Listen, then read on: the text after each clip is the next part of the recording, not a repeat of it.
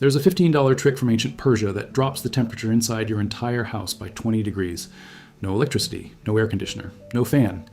Just 3 materials you probably already have, arranged in a way nobody teaches anymore. It cooled palaces in the Iranian desert for 3,000 years. It still works in a modern suburban home, and once you see how simple it is, you're going to wonder why we ever stopped using it. Last August, my power bill hit $280. The AC was running almost nonstop, and the upstairs bedroom still felt like an oven by 4 in the afternoon. I started pricing portable units, mini splits, even a whole house fan. Every option started at 4 figures. So I went the other direction. I went backwards, way backwards. Because before electricity existed, people in some of the hottest places on Earth, Iran, Egypt, parts of India, kept their homes cooler than mine is right now. And they did it with nothing but air, water, and gravity. The trick uses 2 simple physics principles working together. The first is something called the stack effect. Hot air rises. That's it. If you give hot air an exit at the top of your house, it leaves. And the moment it leaves, it pulls new air in from below to replace it. The second principle is evaporative cooling. When water evaporates, it absorbs heat. A lot of heat. About 550 calories per gram, which is more energy than almost any other phase change in nature. If you force incoming air to pass through wet material, that air drops in temperature before it ever reaches you. The Persians figured out how to combine these 2 effects into a single architectural feature. They called it a badgier. We translate it as wind catcher. And here's the part that's going to surprise you. You don't need a tower. You don't need to remodel your house. You can build the entire system in an afternoon for less than the cost of a pizza. So why don't we use this anymore? Simple, the window air conditioner. In 1947, a company called Henry Gelson Research started selling cheap window units to the American public. By 1953, over 1 million were installed. Within 20 years, central air became standard in new construction. The wind catcher, the wet sheet trick, the evaporative tower, all of it got buried under refrigerant and a monthly power bill. It wasn't hidden. It wasn't taken from us. It was just forgotten, replaced with something more convenient and infinitely more expensive to run. But the physics never changed. Hot air still rises, water still evaporates. And in places where electricity is unreliable or unaffordable, this exact system still cools millions of homes. We just stopped paying attention. Here is what the modern version looks like. You take a single window on the shaded side of your house. North or east facing is best. You hang a piece of wet burlap or cotton across the inside of the frame. Then you open a window on the upstairs sunny side, or crack the attic vent if you have one. That's the entire system. The hot air trapped upstairs rises and escapes through the high vent. The vacuum it creates pulls outside air through the wet sheet downstairs. That air is 12 to 25 degrees cooler than the outside temperature by the time it crosses the room. In a dry climate, the drop is even more dramatic. I measured mine at 21 degrees on a 95-degree day. Inside the house, it held at 74, with no compressor running, no fan, nothing plugged in. Here's exactly what you need. 1 yard of natural burlap or unbleached cotton. About $5 at any fabric store. 1 5-gallon bucket.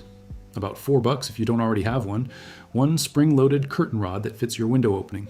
About $6. A small bowl of plain table salt is optional, but it slows the rate of evaporation and makes the system run longer between refills. That's your entire shopping list. $15, give or take. Now the install. Pick the shadiest window in your house, ideally on the side that faces the prevailing breeze. Mount the curtain rod inside the window frame. Drape the burlap over it so the bottom edge of the fabric sits inside the bucket. Fill the bucket with water until the burlap is fully saturated. The fabric wicks water upward by capillary action and stays wet for hours without you touching it.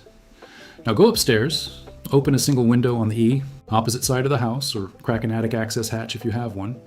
The bigger the temperature gap between the high vent and the low intake, the harder the system pulls. That's it.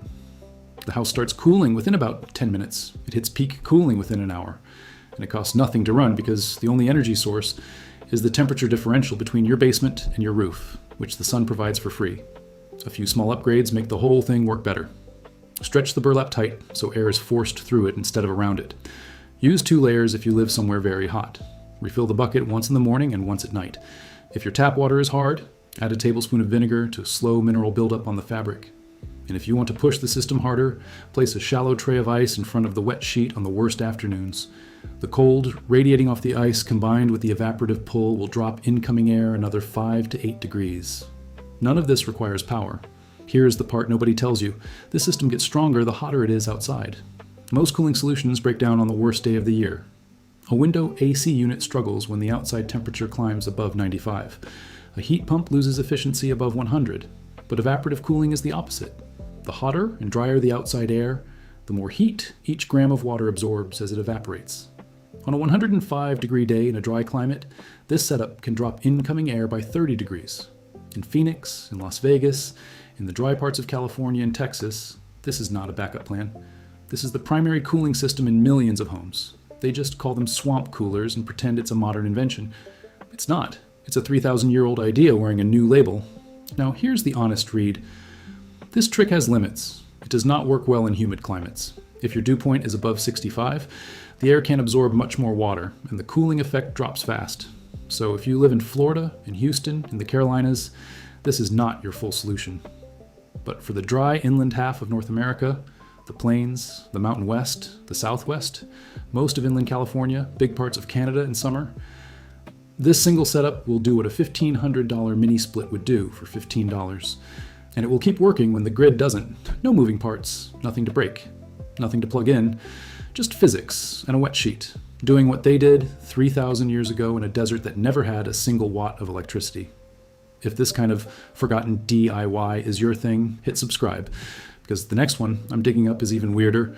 There's a kind of clay pot the Romans buried in the floor that kept entire wine cellars at 52 degrees year-round.